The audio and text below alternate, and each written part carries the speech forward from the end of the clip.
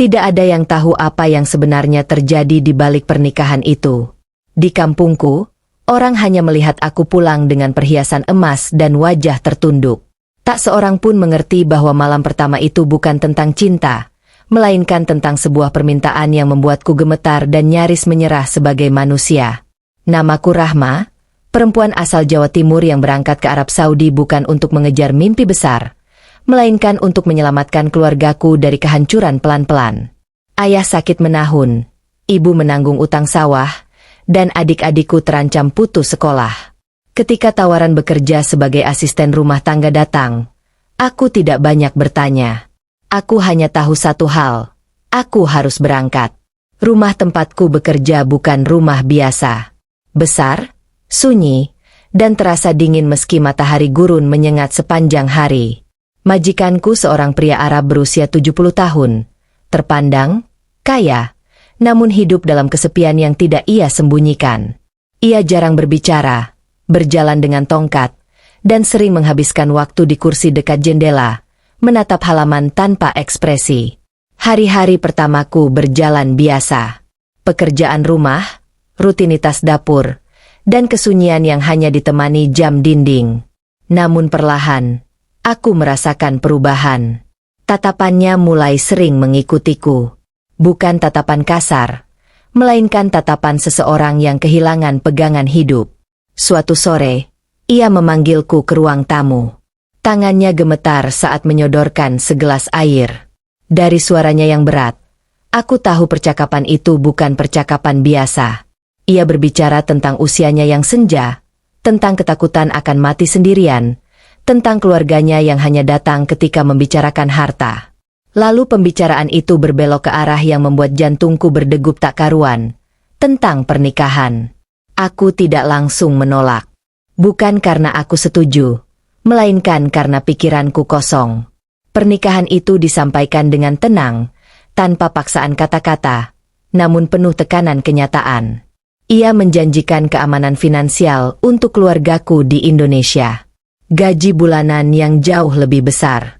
Jaminan pengobatan ayah, biaya sekolah adik-adik, bahkan rumah kecil untuk ibuku.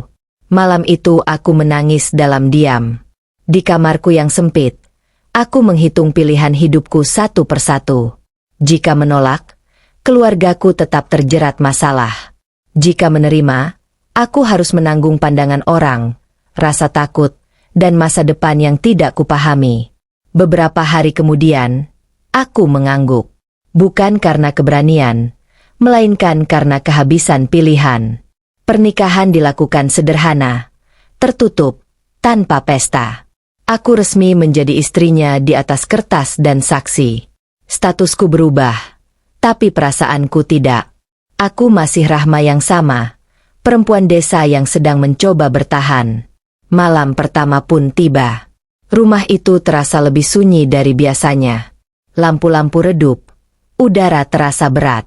Aku duduk di tepi ranjang dengan tangan saling menggenggam, mencoba mengatur napas. Ia masuk perlahan, langkahnya tertatih. Wajahnya tidak menunjukkan kegembiraan, melainkan sesuatu yang lebih rumit, campuran harap dan takut. Ia duduk tidak terlalu dekat. Lalu, dengan suara pelan dan penuh pertimbangan, ia menyampaikan permintaannya. Permintaan itu tidak seperti yang kutakutkan, namun justru membuat dadaku sesak. Bukan soal tubuh, bukan soal kewajiban. Ia meminta kehadiran, kesediaan untuk menemani, dan janji untuk tidak meninggalkannya dalam kesepian. Ia meminta agar aku tidak merasa menjadi barang yang dibeli, melainkan manusia yang memilih. Air mataku jatuh tanpa suara. Aku menyadari bahwa malam pertama itu bukan tentang apa yang dilakukan, melainkan tentang apa yang harus kuterima di dalam hatiku. Dan disitulah aku sadar, pernikahan ini akan mengubah hidupku, bukan hanya sebagai istri, tetapi sebagai perempuan yang harus berdamai dengan pilihan paling berat dalam hidupnya. Setelah pernikahan itu, hidup Rahma tidak serta-merta menjadi tenang. Status barunya sebagai istri justru membuka pintu pada ujian yang tidak pernah ia bayangkan. Rumah besar yang dahulu hanya terasa sunyi, kini berubah menjadi tempat yang penuh tatapan, bisikan, dan sikap dingin yang sulit dijelaskan. Hari-hari pertama setelah pernikahan berlangsung dengan jarak yang terjaga. Sang suami, meski berstatus sebagai pasangan sah, tetap memperlakukannya dengan kehati-hatian yang nyaris berlebihan. Ia menjaga batas, seolah takut melukai batin Rahma yang masih rapuh. Namun justru sikap itulah yang membuat Rahma semakin merasa terjebak dalam kebingungan. Ia bukan lagi sekadar pekerja, tetapi juga belum sepenuhnya merasa sebagai istri. Perubahan paling terasa datang dari lingkungan sekitar. Para pekerja rumah tangga lain mulai menjaga jarak. Tatapan mereka tidak lagi netral. Sebagian menunjukkan rasa hormat yang kaku, sebagian lain memandang dengan sinis, seolah Rahma telah melangkahi sesuatu yang tidak seharusnya ia miliki. Rahma memahami sepenuhnya. Dalam pandangan mereka, ia adalah orang asing yang tiba-tiba memperoleh posisi terhormat. Tekanan semakin berat ketika keluarga besar sang suami mulai sering datang. Anak-anak dari pernikahan sebelumnya, keponakan, dan kerabat jauh hadir dengan sikap yang nyaris seragam, curiga. Rahma menyadari bahwa bagi mereka, ia bukan istri, melainkan ancaman terhadap harta dan warisan. Di hadapan mereka, Rahma memilih diam. Ia menundukkan kepala, berbicara seperlunya, dan menjaga sikap sehalus mungkin. Namun diamnya justru sering ditafsirkan sebagai kepura-puraan. Ia merasakan jelas bahwa keberadaannya dipertanyakan, bukan sebagai manusia, melainkan sebagai motif. Suatu hari, Rahma menyadari bahwa namanya mulai dibicarakan di luar rumah.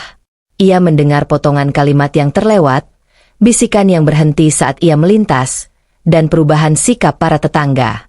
Reputasinya sedang dibangun oleh orang lain, tanpa ia diberi kesempatan menjelaskan siapa dirinya sebenarnya. Di tengah tekanan itu, Rahma menerima kabar dari kampung. Ayahnya membutuhkan perawatan lanjutan. Utang keluarga belum sepenuhnya lunas. Adiknya hampir dikeluarkan dari sekolah karena tunggakan biaya. Kabar itu datang bersamaan dengan rasa bersalah yang menyesakan. Rahma bertanya pada dirinya sendiri, apakah semua pengorbanan ini benar-benar cukup, atau justru semakin menjauhkannya dari ketenangan yang ia harapkan. Ia mencoba bertahan dengan mengingat alasan awalnya menerima pernikahan itu. Bukan ambisi, bukan kemewahan, melainkan keluarga. Setiap malam, sebelum tidur, Rahma membayangkan wajah ibunya, suara ayahnya, dan masa depan adik-adiknya. Gambaran itu menjadi satu-satunya kekuatan yang membuatnya tetap berdiri tegak di tengah tekanan. Namun ujian terbesar datang bukan dari luar, melainkan dari dalam rumah itu sendiri. Kesehatan sang suami mulai menurun. Usianya yang senja tidak lagi bisa disangkal. Rahma perlahan mengambil peran sebagai pendamping sepenuhnya, mengatur jadwal obat, memastikan kebutuhan hariannya terpenuhi, dan menemani di saat-saat lemah. Tanggung jawab itu berat, tetapi Rahma menjalaninya dengan kesungguhan. Ia menyadari bahwa pernikahan ini bukan kontrak semata, melainkan amanah. Dalam diam, ia berusaha menjadi sandaran bagi seseorang yang hidupnya hampir berakhir. Di titik inilah Rahma mulai memahami permintaan di malam pertama itu. Permintaan untuk hadir. Permintaan untuk tidak meninggalkan. Permintaan untuk menjadi manusia bagi manusia lain. Meski demikian, keluarga sang suami tidak berhenti menekan. Mereka mulai mempertanyakan dokumen, mempertanyakan niat, dan secara halus mencoba memisahkan Rahma dari suaminya. Ada yang menyarankan agar Rahma dipulangkan. Ada yang mengusulkan perjanjian tertulis yang merugikan. Bahkan ada yang terang-terangan menyebut Rahma sebagai kesalahan terbesar dalam hidup sang suami.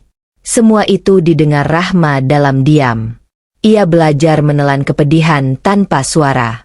Ia memahami bahwa setiap keputusan besar selalu menuntut harga yang besar pula. Namun di balik semua tekanan itu, ada satu hal yang tidak bisa dipungkiri. Rahma melihat ketenangan di wajah suaminya. Untuk pertama kalinya sejak ia tinggal di rumah itu, pria tua itu tampak tidak lagi sendirian. Kehadiran Rahma, sekecil apapun, telah memberi arti bagi sisa hidupnya. Kesadaran itulah yang membuat Rahma tetap bertahan. Ia menyadari bahwa pernikahan ini bukan tentang apa yang orang lihat, melainkan tentang apa yang ia jalani. Bukan tentang penilaian dunia, melainkan tentang tanggung jawab yang ia pilih untuk dipikul. Namun Rahma belum tahu bahwa ujian terbesar belum datang.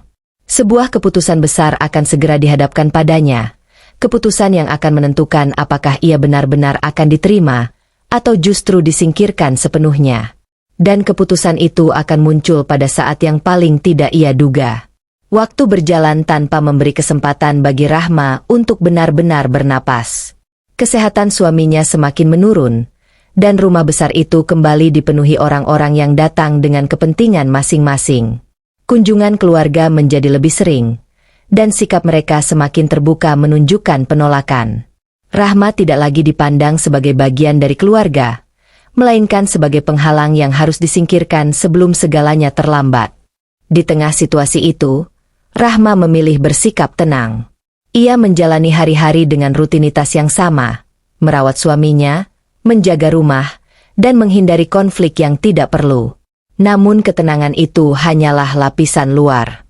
Di dalam dirinya, Rahma terus dihantui pertanyaan, sampai kapan ia harus bertahan, dan apa harga yang harus ia bayar untuk sebuah keputusan yang sejak awal tidak pernah mudah? Puncak ketegangan terjadi ketika keluarga besar mengajukan tuntutan resmi.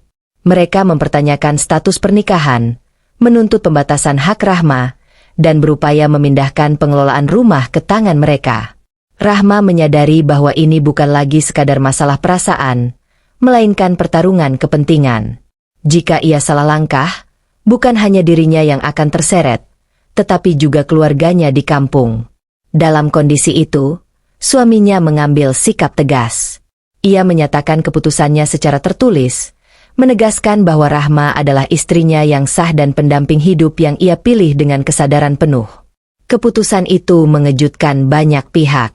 Namun bagi Rahma, keputusan tersebut sekaligus menjadi beban yang lebih berat, karena sejak saat itu, ia tahu bahwa tekanan akan semakin besar.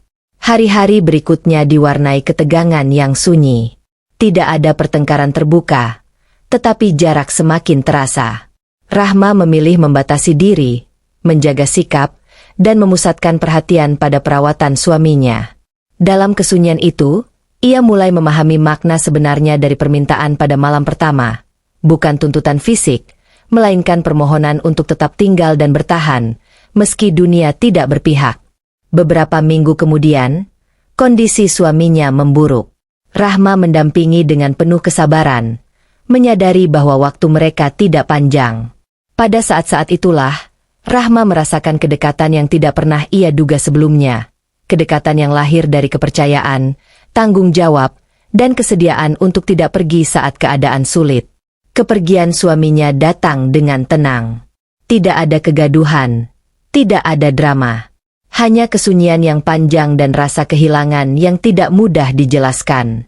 Rahma berdiri sebagai istri yang ditinggalkan, dengan status yang kembali dipertanyakan dan masa depan yang kembali kabur. Setelah pemakaman, tekanan datang lebih keras.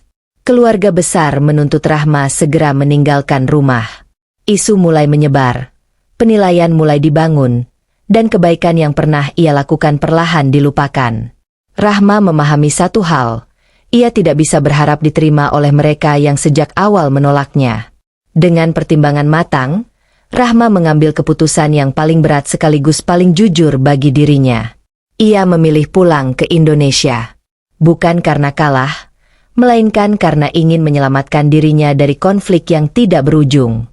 Ia memastikan hak-hak yang telah disepakati tetap digunakan untuk tujuan awal, keluarganya.